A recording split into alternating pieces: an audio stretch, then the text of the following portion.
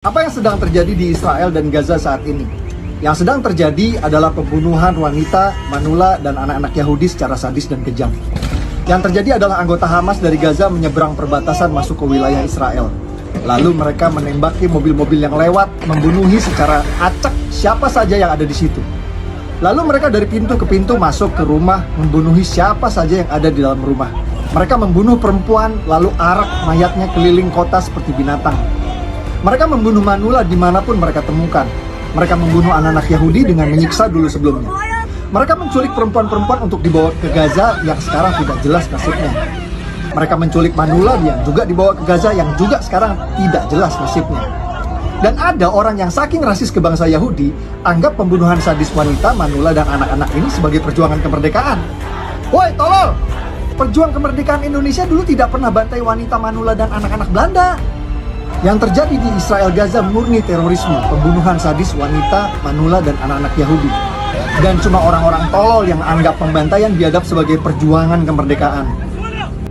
The Israeli government is flying out like celebrities for free out there to do a tour for free, and it's on the house. They fly you first class, the whole thing. And I go, it's free? They go, yeah, it's not free. Because when you land there, they go, you have to every day tweet positive things about Israel. Yeah. Right? Yeah. And I just felt so uneasy about it. Yeah, but couldn't you just go? Why do you? Because you have a lot of Palestinian friends. Yeah, I mean, I know some, you know what I mean? I don't know much about it. I just know that they're in conflict, and it's just like, but I did what they said. It was just basically, Palestinians, Israel's a beautiful country. Yeah, that's probably true. That's true. It is true, but then it's like, I had to tag the government in it or whatever. Oh, that's crazy. The Israeli government? Yeah. Oh, that's weird as Yeah, and it was just like, every day it was just non-stop. You were cucking for the Israeli government. Yeah, but I wish I hadn't gone really. Bobby, seorang komika Amerika, mengungkapkan pemerintah Israel membayar artis, influencer, dan buzzer untuk memperbaiki citra Israel. Bobby mengatakan dalam podcast, pemerintah Israel menerbangkan para selebritis secara gratis dari luar negeri untuk melakukan tur secara gratis ke Israel. Mereka memberikan penerbangan first class. That's the whole thing. And I go, it's free? They go, yeah, it's not free. Because when you land there, they go, you have to every day tweet positive things about Israel. Yeah. Bobby juga ditawari dan dia bertanya, beneran gratis? Memang gratis secara biaya, tapi ternyata ada ongkos yang harus dibayar, yaitu begitu mendarat ke Israel, maka setiap hari harus memposting hal-hal positif soal Israel. It was just basically, Palestinians, Israel's a beautiful country.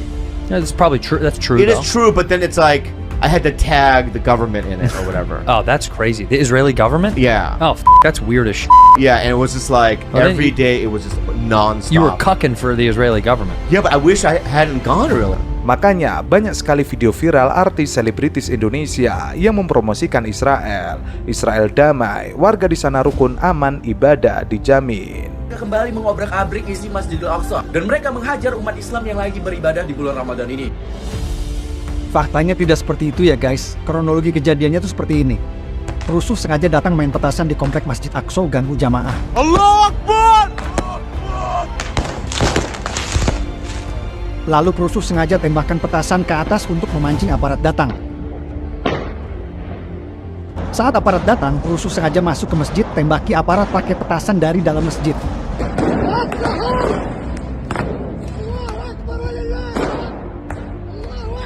Jamaah yang sedang sholat ketakutan saat perusuh tembak petasan dari dalam masjid. Aparat pun terpaksa masuk ke masjid untuk tangkap para perusuh. Tapi begitu nyampe Indonesia, narasinya jadi tentara Israel nyerbu Masjid Aqsa. Jangan telan mentah-mentah berita Israel Palestina yang beredar di sini ya guys. Sering pemutar balikan dari fakta lapangan yang sebenarnya. Saya bukan antek Zionis, wallahi demi Allah. Saya cuma miris, banyak muslim sebar kebohongan di bulan Ramadan. Puasa kok bohong. Laporan yang disebut peneliti Universitas Oxford mengungkapkan dana buzzer di Israel bisa mencapai 100 juta dolar Amerika atau 1,4 triliun. dalam laporan bertajuk The Global Disinformation Order 2019 Global Inventory of Organized Social Media Manipulation. Pendengung Israel berada di level high capacity. Artinya, buzzer di sana melibatkan jumlah besar baik dalam sisi orang yang mengatur atau anggaran yang dipergunakan untuk menyebarkan disinformasi. Berdasarkan laporan dari peneliti Oxford, diketahui buzzer Israel merupakan tim berisi sekitar 400 orang dan mendapatkan pelatihan formal. Terdapat sejumlah kontrak antara $778.000 Amerika, sekitar 11 miliar, hingga 100 juta dolar Amerika atau sekitar 1,4 triliun. Mereka menggunakan berbagai lembaga dalam memberikan informasi penangkal, baik itu melalui lembaga pemerintah ataupun swasta.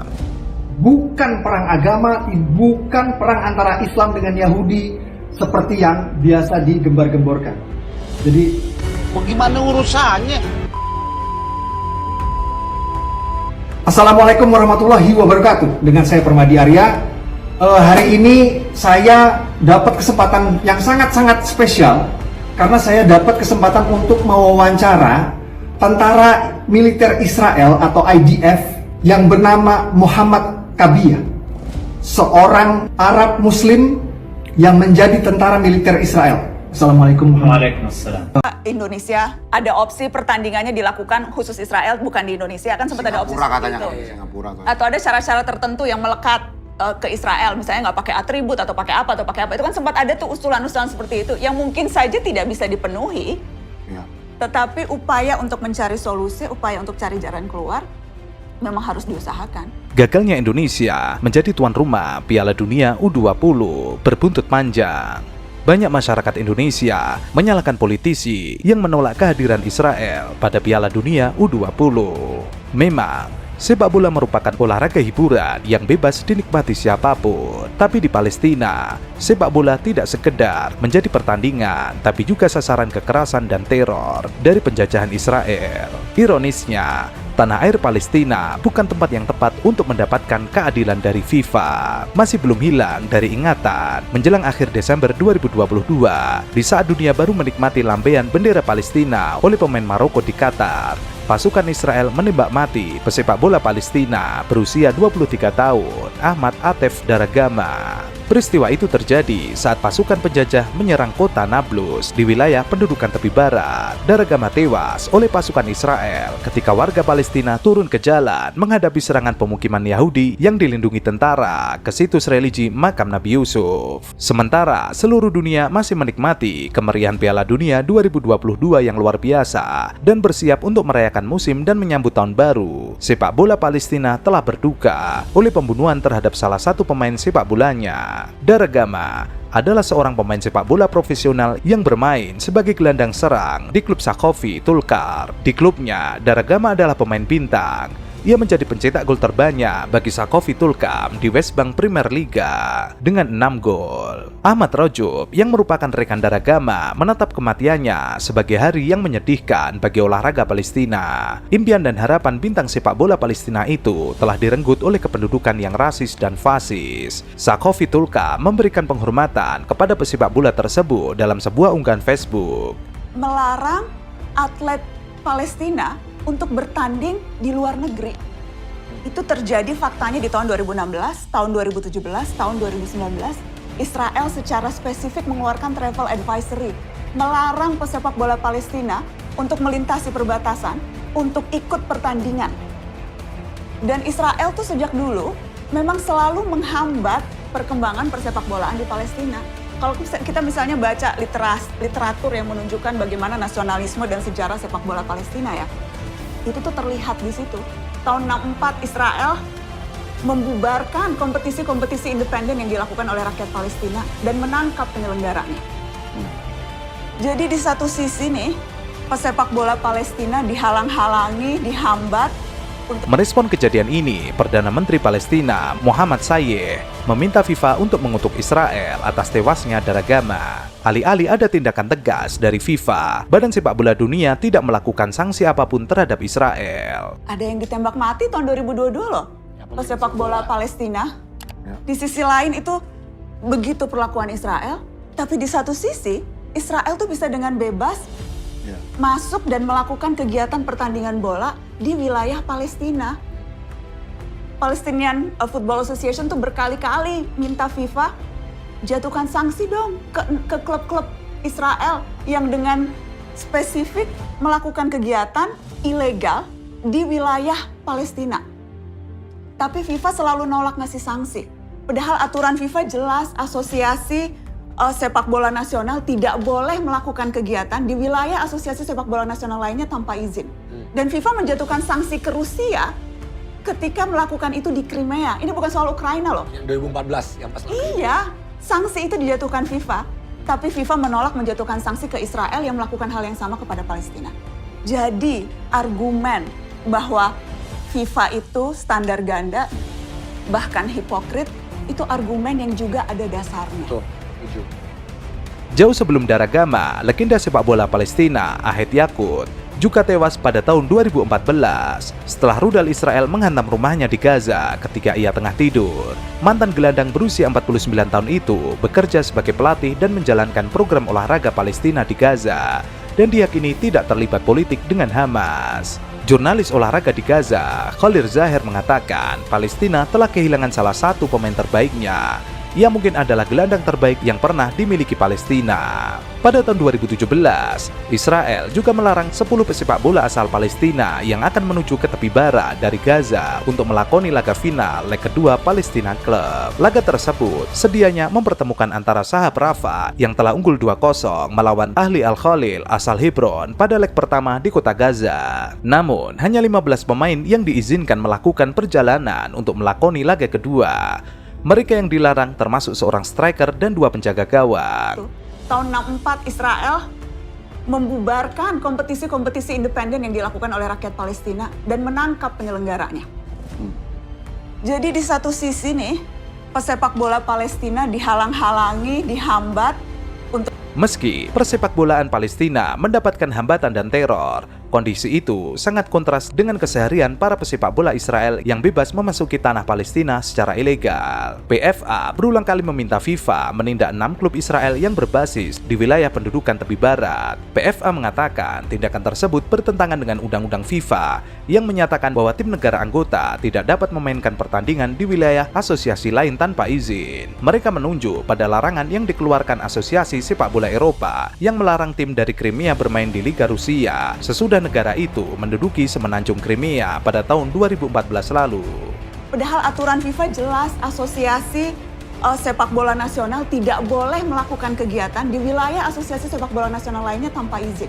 Dan FIFA menjatuhkan sanksi ke Rusia ketika melakukan itu di Crimea. Ini bukan soal Ukraina loh. Yang 2014 yang pas. Iya, sanksi itu dijatuhkan FIFA. Tapi FIFA menolak menjatuhkan sanksi ke Israel yang melakukan hal yang sama kepada Palestina. Jadi argumen bahwa FIFA itu standar ganda, bahkan hipokrit, itu argumen yang juga ada dasarnya. Betul, setuju.